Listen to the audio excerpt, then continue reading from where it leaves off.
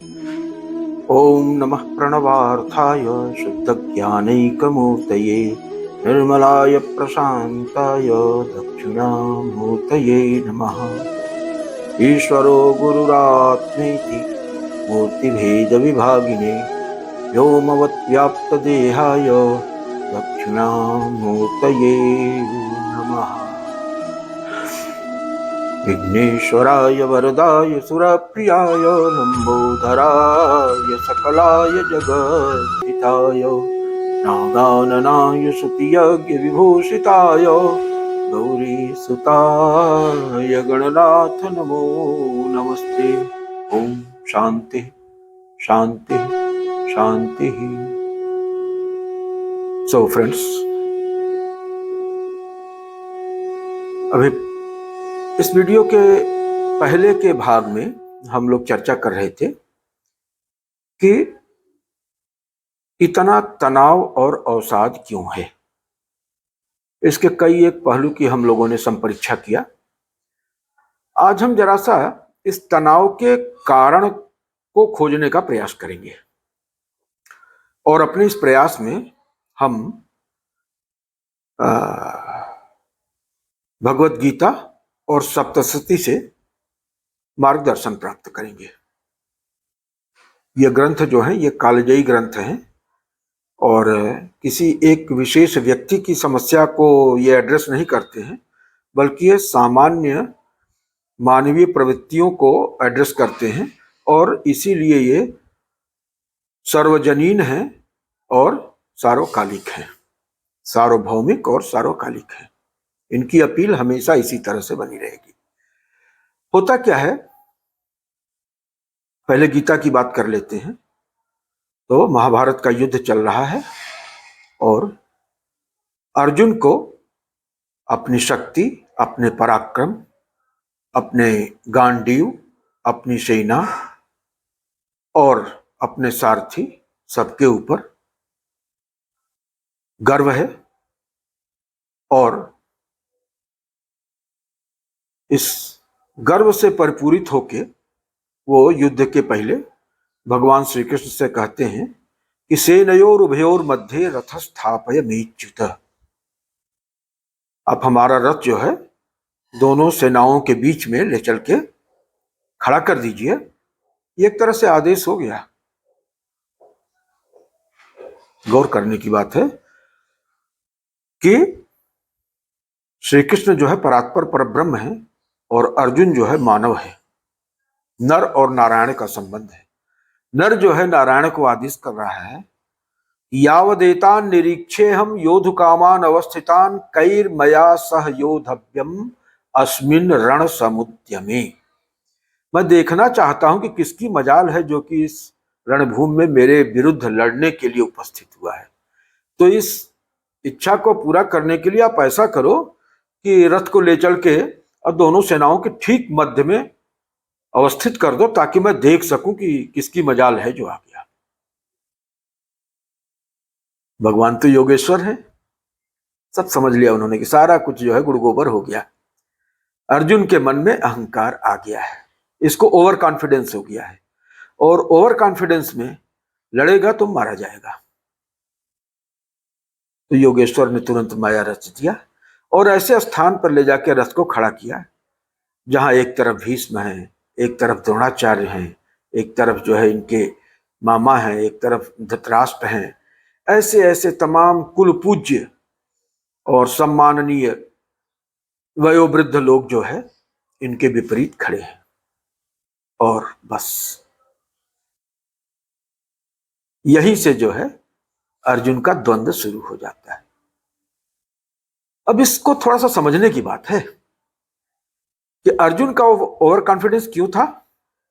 क्योंकि अयथावत उन्होंने जो है परिस्थितियों का आकलन किया था। जैसी परिस्थितियां हैं उसके अनुसार उन्होंने आकलन न करके अपने कल्पना लोक में एक चित्र खींच रखा था कि मैं तो महारथी हूं और इतना बड़ा महारथी हूं कि मेरे सामने कोई टिक नहीं सकता। लेकिन जब वस्तुस्थिति से उनका सामना हुआ तो उनके कल्पना का चित्र और वास्तविकता का चित्र दोनों में इतना अंतर था कि जहां तो वो कह रहे थे कि धार्तराष्ट्र से दुर्बुद्धे युद्धे प्रिय चिकीर्षव, कौन से ऐसे लोग हो गए, पैदा हो गए इस धरती पर जो कि हमारे विरुद्ध धृतराष्ट्र का हित जो है वो साधित करेंगे इस युद्ध भूमि में, जरा मैं उनको देखना चाहता हूं। और वही अर्जुन जो है क्या हो जाता है, जब देखता है सामने कौन कौन से महारथी खड़े हैं, तो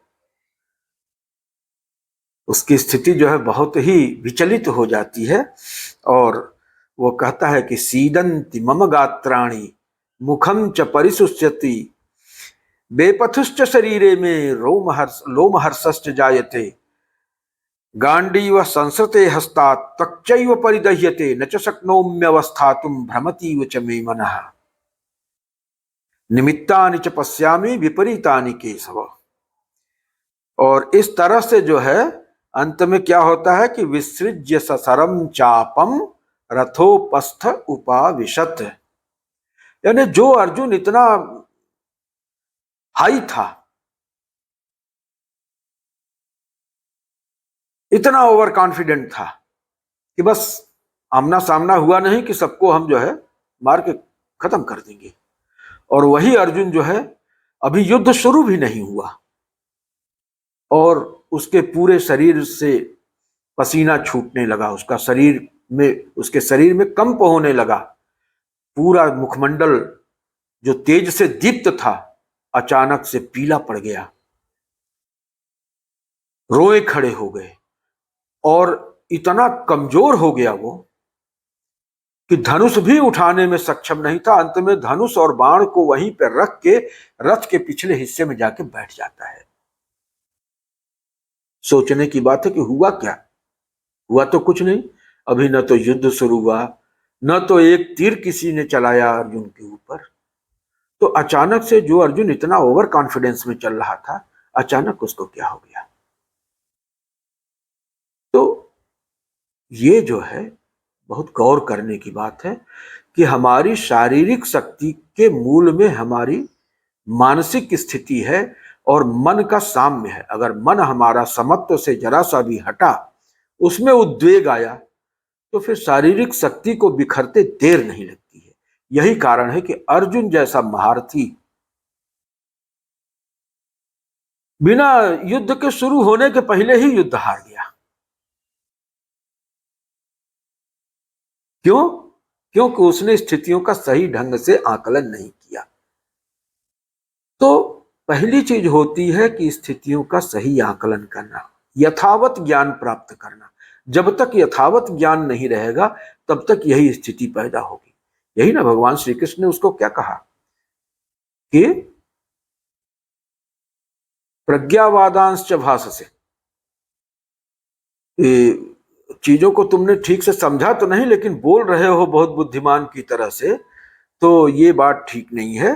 कुतस्त्वाम कसमलमिदम विषमे समुपस्थिते अनार्यजुष्टम अस्वर्गम अकीर्तिकरम अर्जुन क्लैब्यम मास्म गम पार्थ नैतत्त्वयुपपद्यते क्षुद्रम हृदय दौर्बल्यम त्यक्त्वोत्तिष्ठ परंतप। तो देखिए अब ये एंटीडोट भगवान ने दिया। ये कहाँ की बात कहाँ तुम शुरू कर दिए, ये यहाँ का प्रसंग नहीं है। जहाँ का प्रसंग है उसके हिसाब से बात करो। और ये क्लैब्य है, ये कायरता है, नपुंसकता है, इस तरह की बात मत करो। और उनके प्रबोधन का क्या प्रभाव पड़ा अंत में कि स्थिरोस्मि गत संदेह करिष्ये बतन वचनम तव। अब मेरी बुद्धि जो है स्थिर हो गई है, अब मुझे कोई द्वंद्व नहीं है मन में। और जब द्वंद्वातीत हो गया तो उसके बाद फिर क्या, सुखे वा सुखम या वा यदि वा दुखम प्रियम वा यदि चा प्रियम, प्रिय हो अप्रिय हो, सुख हो दुख हो, समत्व भाव से अपना कर्म करना है। समत्वम योगो उच्यते, दुख सुखे समय कृत्वा लाभा लाभो जया जय। तो वही अर्जुन फिर जो है वो विजेता बन के उभरता है और उसकी गांडीव की टंकार, उसकी शंखध्वनि पूरे ब्रह्मांड को हिलाने में सक्षम हो जाती है। तो हमें पहले अपने मन को नियंत्रित करना है, अपने मन को समझना है। प्रॉब्लम क्या थी अर्जुन की? अर्जुन की प्रॉब्लम ये थी कि वो वर्तमान में नहीं था। वर्तमान का मतलब कि अभी आप कहां पे हो, आप कौन हो, आप क्या कर रहे हो। अगर आपने इन 3 चीजों को समझ लिया तो आप वर्तमान में हैं, अन्यथा आप भूत में हैं या भविष्य में हैं। अर्जुन कहां पे चला गया था? अर्जुन भविष्य में चला गया था। भविष्य में क्या है? भविष्य माने आशंकाएं। हम आशंका ही तो पालते हैं कि भाई ये हो सकता है, ये हो सकता है, संभावनाएं हैं। वास्तविकता तो नहीं है। वास्तविकता तो वर्तमान में है। जो वर्तमान है वही वास्तविक है। जो भविष्य है वो संभावना है, आशंका है। तो हम युद्ध करेंगे तो ये मारे जाएंगे, वो मारे जाएंगे, भीष्म मारे जाएंगे, कर्ण मारे जाएंगे, द्रुपद मारे जाएंगे, शकुनी मारे जाएंगे, द्रोणाचार्य मारे जाएंगे, विदुर मारे जाएंगे, ये सब मर जाएंगे तो क्या होगा? तो कुल नष्ट होगा और स्त्रियां जो है पतित हो जाएंगी और उसके बाद पितरों को पिंड नहीं मिलेगा। माने सब मिला जुला के वो भविष्य में चले गए। वर्तमान उनकी आंखों से ओझल हो गया। और भविष्य में जाके कोई टाइम मशीन नहीं है कि आप भविष्य में जाके कुछ कर सकते हैं। ना तो कोई ऐसी टाइम मशीन है कि पास्ट में जाके आप कोर्स करेक्शन कर सकते हैं। आप न तो पास्ट में जा सकते हैं न फ्यूचर में जा सकते हैं। तो कर्म आप न तो पास्ट में कर सकते हैं ना आप फ्यूचर में कर सकते हैं। कर्म आप अगर कर सकते हैं तो वर्तमान में कर सकते हैं। और कर्म ही कुंजी है। कर्म के ही फल आपको जो है वो भोगने पड़ते हैं।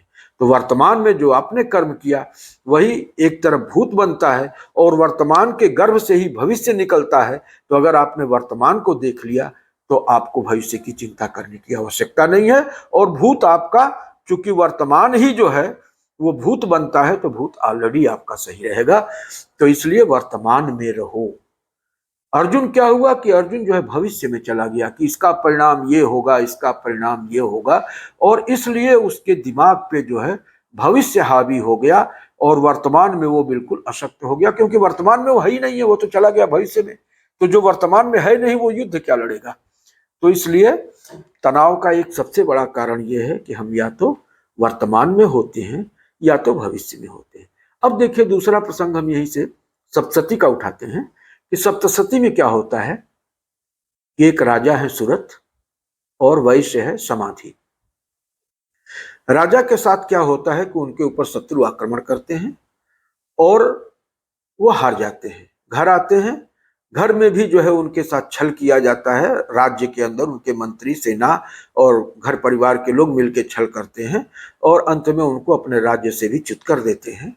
वो चले जाते हैं मृगया के ब्याज से जो है वो जंगल में चले जाते हैं और वहां पे ऋषि सुमेधा का आश्रम होता है और वहां कुछ दिन के लिए रुक जाते हैं। दूसरी तरफ एक वैश्य होता है जिसका नाम समाधि है और उसके साथ भी यही होता है कि बहुत ही संपन्न था, लेकिन उसके भी पत्नी बच्चों ने ही उसकी संपत्ति पे कब्जा कर लिया है और उसको घर से निर्वासित कर दिया है। वो भी घूमते घूमते उसी जंगल में सुमेधा ऋषि के आश्रम के पास पहुंच जाता है। तो क्या हुआ? जब भी हम क्षिप्त मन से हैं, क्षिप्त चित्त में हैं, विक्षिप्त में हैं, मूढ़ में हैं, तो पहली चीज सुमेधा ऋषि। सुमेधा मतलब क्या? मेधा माने बुद्धि, सुमेधा निर्मल प्रज्ञा, जो स्थित प्रज्ञ सी प्रज्ञा है, उसकी शरण में हमको जाना पड़ेगा। वहां से हमको मार्गदर्शन प्राप्त करना पड़ेगा और तब हमको अपने जीवन की समस्याओं का समाधान प्राप्त होगा। तो वहां जाके क्या होता है कि वैश्य और समाधि और सुरथ, ये दोनों लोग मुनि से वही अपनी समस्या बताते हैं कि ऐसा था, ऐसा था, ऐसा था और हमको ये चिंता है कि हमारा हाथी कैसा होगा, हमारा मंत्री कैसा होगा, हमारी सेना कैसी होगी, हमारा कोष कैसा होगा, हमारी रानी कैसी होगी, हमारे पुत्र कैसे होंगे। और लगभग इसी तरह की समस्या जो है समाधि नाम के वैश्य की है कि वो भी चिंतित है कि इतना मेहनत से हमने कोष जुटाया था उसका क्या हो रहा है, हमारे अश्व हाथी ये सब कैसे हैं, हमारे सेवक कैसे हैं, हमारा व्यापार कैसा चल रहा है, हमारी पत्नी बच्चे कैसे हैं, इसी सब में परेशान है। तो यहाँ पे देखिए भूत इनका पीछा कर रहा है, इन दोनों का पीछा भूत कर रहा है। ये सब भी वर्तमान में नहीं है कि आज की तारीख में हमारी ये स्थिति हो गई है तो अब हमारे लिए क्या कर्तव्य बनता है आज की स्थिति के हिसाब से, और उस कर्तव्य को नहीं कर रहे हैं बल्कि भूतकाल में विचरण कर रहे हैं। भूतकाल में कर क्या सकते हैं सिवा फ्रस्ट्रेशन के? जब भी आप भूत में या भविष्य में रहोगे तो फ्रस्ट्रेशन होगा, तनाव होगा, निराशा होगी, अवसाद होगा। तो इनकी समस्या ये है कि ये भूत में है, अर्जुन की समस्या ये थी कि वो भविष्य में है। तो न भूत में रहो न भविष्य में रहो, वर्तमान में जियो। वर्तमान में ही कर्म करने का अधिकार है, और कर्म करो तो फल के ऊपर उस समय चिंता मत करो। कर्म से प्रसूत होता है फल, लेकिन फल की चिंता करोगे तो आधी ऊर्जा तुम्हारी फल के चिंतन में चली जाएगी। कर्म में जो प्रयत्न लगना था वो 50% हो जाएगा, लिहाजा आपका प्रयत्न का जो परिणाम आएगा वो 50% आएगा, और 100% आना चाहिए। 100% ही है। अगर शर्त लगती है कि अगर आप 10 फीट कूद जाओगे तो आपको 1 लाख रुपया मिलेगा, तो इसका मतलब ये नहीं कि आप 9.5 फीट कूदे तो आपको 1 लाख रुपया मिलेगा। आपको 10 फीट पूरा करना पड़ेगा, 10 फीट 1 इंच कूदना पड़ेगा, तब जाके 1 लाख रुपया मिलेगा। तो यही स्थिति यहाँ पर है, जीवन में भी यही स्थिति है कि यहाँ पे 100%, तो 100% दोगे तो 100% पाओगे। 100% दोगे जबकि वर्तमान में रहोगे, क्योंकि प्रयत्न वर्तमान में साधित होता है, न तो भविष्य में न भूत में। और यही वजह है कि हम अपनी समस्याओं को आइडेंटिफाई सही ढंग से नहीं करते हैं। अर्जुन ने आइडेंटिफिकेशन में गलती किया था, युद्ध के स्वरूप को उन्होंने कम करके आंका था, और जब सामने युद्ध आया तो विकल हो गए देख के कि अरे ये स्थिति थी, ये तो मैंने सोचा ही नहीं था। तो आकलन सही करिए और पुरुषार्थ के लिए वर्तमान में रहिए। अपने मन में संशय मत आने दीजिए। जो कर्म का समय है उस समय संशय नहीं होना चाहिए। कर्म के पूर्व जो है खूब विचार कर लीजिए, और इसीलिए जो है भगवान कृष्ण की शरण में वो जाते हैं, अर्जुन जाते हैं, सुमेधा ऋषि की शरण में समाधि और सुरथ जाते हैं। क्यों? यत्र योगेश्वरः कृष्णः यत्र पार्थो धनुर्धरः तत्र श्री विजयो भूतिर ध्रुवान इति मतिर्मम।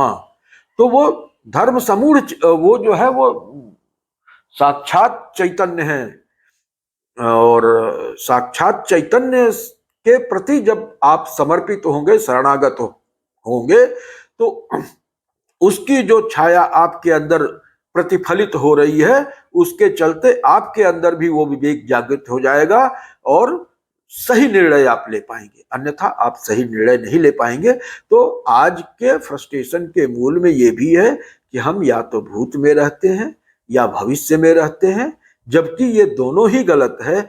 हम अपने दायित्व का पूरी तरह से निर्वहन तभी कर सकते हैं जबकि हम वर्तमान में रहे।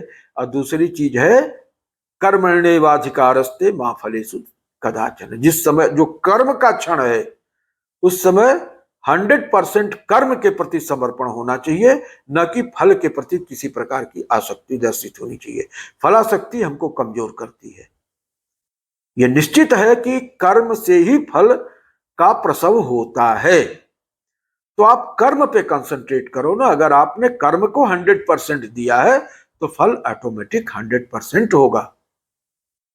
तो इन्हीं शब्दों के साथ आज की वार्ता यहीं पे समाप्त की जाती है, और मैं आशा करता हूं कि अगर ये वीडियो आपको अच्छा लगा तो इसे निश्चित रूप से आप लाइक करें, चैनल को सब्सक्राइब करें, अधिकाधिक लोगों में शेयर करें, ताकि उनको भी अवसाद के मूल में जाने का अवसर मिले और अवसाद रहित रह के वो वर्तमान में जीना सीखें, और वर्तमान में जीते हुए अपने 100% पुरुषार्थ को वहां पे फलीभूत होने का अवसर प्रदान करें। इन्हीं शब्दों के साथ सर्वे भवन्तु सुखिनः, सर्वे सन्तु निरामयाः, सर्वे भद्राणि पश्यन्तु, मा कश्चित् दुःखभाग् भवेत्। तो आप सारे लोग अधिक से अधिक संख्या में सनातन शक्ति के इस ज्ञान यज्ञ में शामिल हों, और न केवल इससे स्वयं लाभान्वित हों, अपितु अधिकाधिक लोगों तक इस ज्ञान के प्रसार में सहयोगी बने। धन्यवाद।